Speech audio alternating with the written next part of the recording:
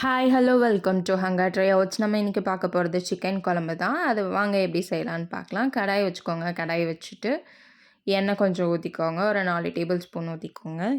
எண்ணெய் ஊற்றி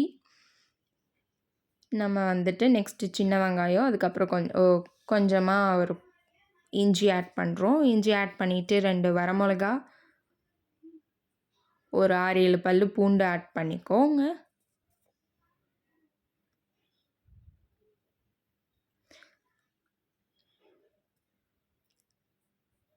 கருவேப்பிலையும் ஆட் பண்ணிக்கோங்க. நல்லா இது வதங்கி வரட்டும். இப்போ இது வந்து நல்லா வதங்கி வந்துருச்சு. வதக்குனது வந்து ஜாரில் மாற்றிக்கோங்க. அது வந்து சூடானதுக்கப்புறம் தென் வந்து 2 ஸ்பூன் மல்லித்தூள், 1 ஸ்பூன் வந்துட்டு சிக்கன் பவுடர் ஆட் பண்ணிக்கோங்க.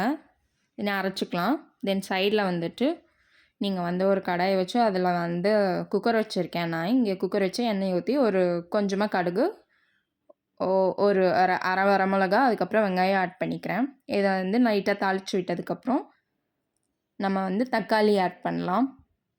தக்காளி, கருவேப்பிலை எல்லாம் ஆட் பண்ணியிருக்கோம். கொஞ்சமாக வதங்குற கலவாக இப்போ உப்பு போட்டுக்கலாம்.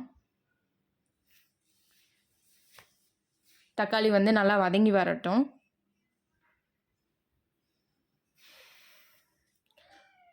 கொஞ்சமாக வந்துட்டு நம்ம மிளகாத்தூள் ஆட் பண்ணுறோம்.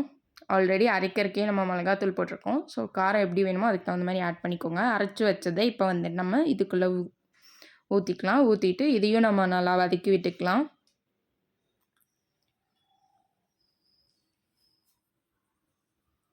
வதங்கி வந்தோடனே ஆல்ரெடி தயிரும் மஞ்சத்தூளும் போட்டு மேரினேட் பண்ண சிக்கனை வந்துட்டு குக்கரில் மாற்றிட்டு நம்ம ஆல்ரெடி வதக்கிட்டு இருக்க கலவையில் மாற்றி அதை வந்துட்டு போட்டு இதையும் சேர்த்து வதக்கிக்கோங்க. லைட்டாக வதக்கிட்டு நம்ம தண்ணி ஊற்றிக்கலாம். எவ்வளோ உங்களுக்கு தண்ணி வேணுமோ அவ்வளோ ஊற்றுங்க. மோஸ்ட்டாக எனக்கு குழம்பு மாதிரி வேணும். ஸோ கொஞ்சம் சிக்கனுக்கு கொஞ்சம் மேலே இருக்க மாதிரி நான் ஊற்றிக்கிறேன். ஊற்றிட்டு உப்பெல்லாம் கரெக்டாக இருக்கான்னு பார்த்துட்டு ஒரு விசில் போட்டு 2 விசில் விட்டுருங்க. அவ்வளோதான், சிக்கன் குழம்பு ரெடி.